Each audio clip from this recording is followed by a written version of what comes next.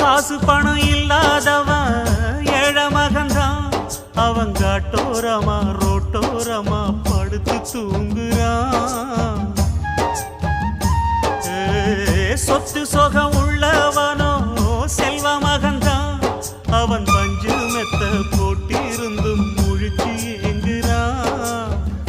எது மற்ற பேர்களுக்கு ஏது கவலை? 4 காசு வச்சிருந்தா 100 கவலை.